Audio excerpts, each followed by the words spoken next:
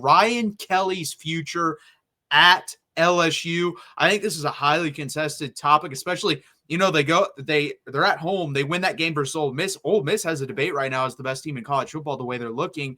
And then all of a sudden, the trajectory between those teams completely flip after this game. Ole Miss is going here. LSU's going down. And I really think at this point, Tyler, and I don't know if you agree with me, he's kind of hanging by a thread. And that thread, in my opinion, is Bryce Underwood in high school.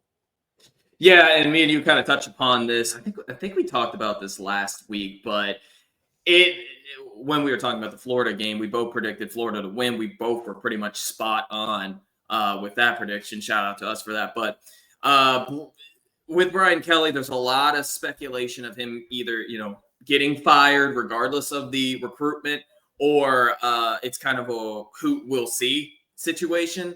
And if I'm an LSU fan, this was year 3. This was your all-in season. These are supposed to be Brian Kelly's players. You have not only your 6-4, but you have different instances where he's just blaming the players. And, everyone's seen the clip with Chris Hilton, the uncoachable thing. These are just giant red flags if I'm an LSU fan. I don't know if I can continue to support Brian Kelly with how this season has gone. I mean, it started with a giant L to USC, a team you were way better than. At least going into this season, you should have been better than USC. You start off with a terrible loss, then you gain confidence with a lackluster schedule, had that weird game against South Carolina. You won the game, so shout out to that. And then, obviously, the Ole Miss game was huge. I thought that was going to be a season changer for LSU. And I was right, but it was in the wrong way. So LSU's lost 3 games in a row. And to be honest with you, none of them have been that close. I guess you could obviously the Florida game was close until really the fourth quarter. But with Brian Kelly, I would not be surprised if they moved on from him this year. And if they don't, I do think Bryce Underwood has a lot of say into that, because he's the future. He's just the guy you're going all in on. And this could be, this will be, next season will be the make or break season for LSU. But again, I hate to be like this. You got to look at LSU's schedule. They get Alabama on the road. And of course they have to play Clemson week 1. Clemson's going to return a lot. And from this year into next year, probably Cade Klubnik as well. And Garrett Riley should come back for year 3. That offense is going to be really, really, really good. And with Brian Kelly's history of week 1 games, you kind of have to write that off as an L at Alabama with how Coach Kalen DeBoer has been doing. You kind of have to write that in as an L. And I forget who else you play on the road. Ole Miss on the road now too. Yeah, Ole Miss on the road too if Lane Kiffin's still there. So the SEC schedule is brutal. I get it. But with how Brian Kelly's been coaching, if I'm an LSU fan, I would probably want him gone at this point. That loss to Florida was just pathetic and terrible. Just a terrible look for LSU.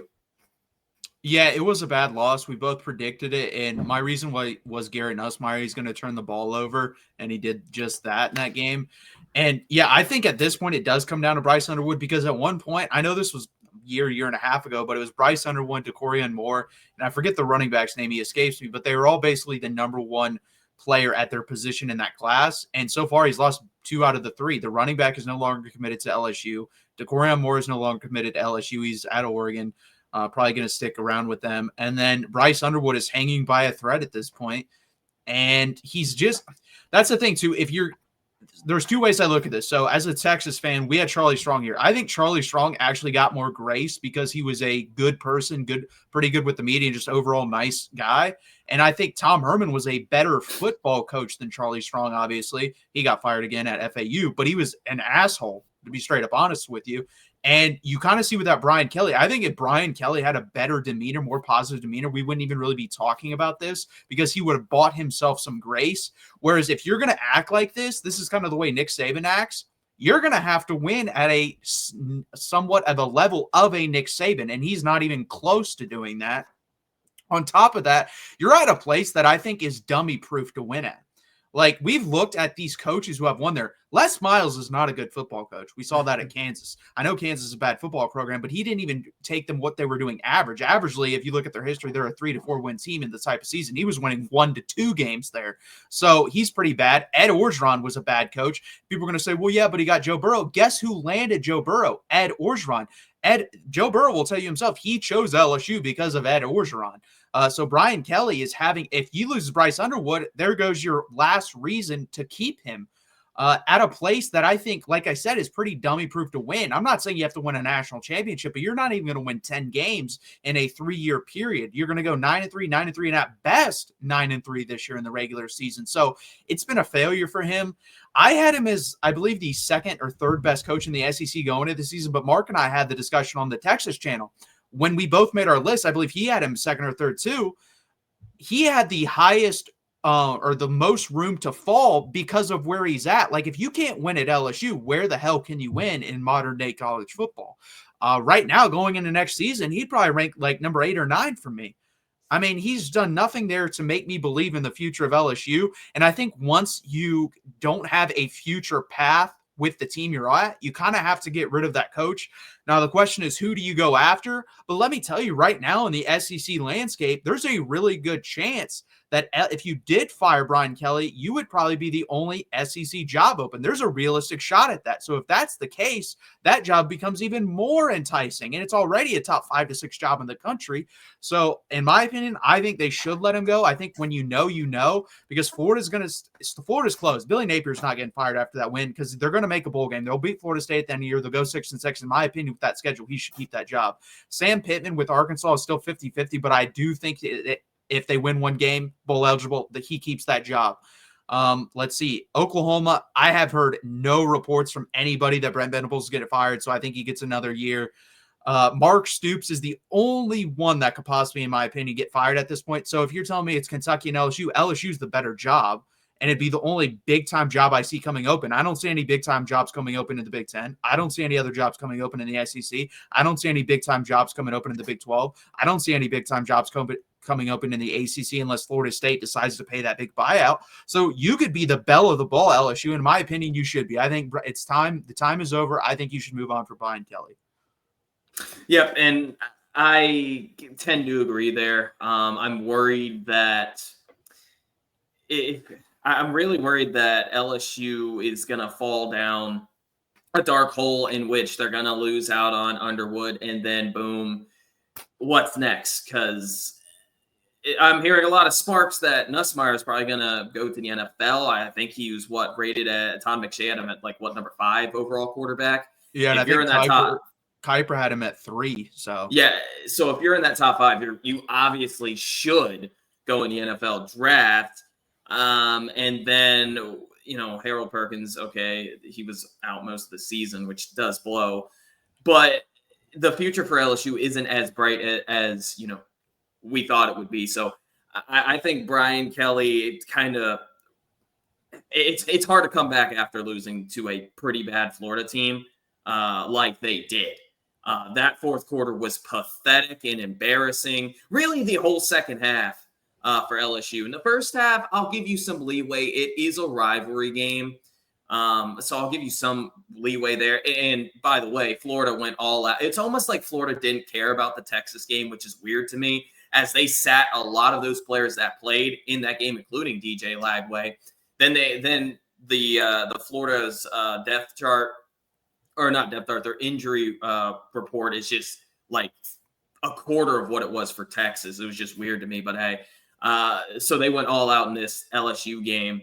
I'll give you a leeway for the first half, but the second half was just really pathetic. And then add on it, you're on your third game losing streak. So yeah, the future for Brian Kelly does not look bright at all. So no, and I agree about the Texas game. I think if DJ Lagway plays in the game, it's closer. I don't think it changes the outcome. I think what probably would have happened is they scored 17 garbage points. I think they probably would have scored 17 real points. I think it would have been like 21-10 at halftime.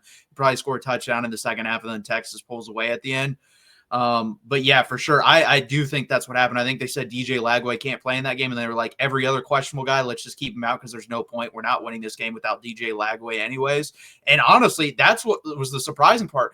DJ Lagway didn't run in this football game. He beat you from the pocket. So imagine if he was healthy. You guys probably would have got beat by even more because he could have been able to run. And that's the thing, too. I tweeted out, I'm all in on DJ Lagway. I think he's a top 10 pick when he comes out in 2 years. That's how talented that guy is. He was doing great work from the pocket as a freshman and only like his, fourth or fifth game started. So phenomenal job from him.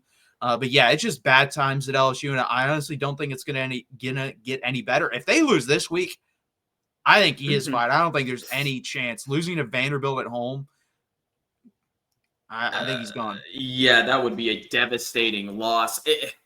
Listen, Vanderbilt had a bye week too, and I get it. It's tough to play at LSU at night, but this team is completely depleted. Hey,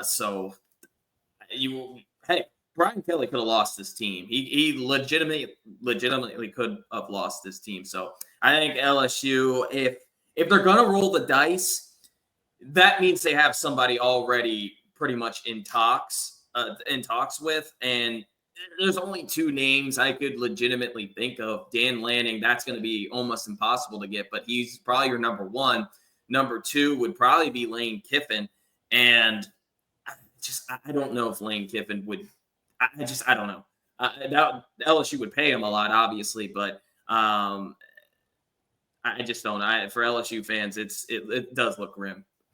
Yeah, it wouldn't be a flashy hire, but John Summerall from Tulane is a name that I think people could throw out there as well. I think he's a good coach, and I honestly think if Kentucky comes open, that's where he's going to go because I believe he's a legacy from Kentucky as well. So. But let me tell you this right now, that won't matter. If it's LSU versus Kentucky and LSU would offer him the job, he's taking the LSU job.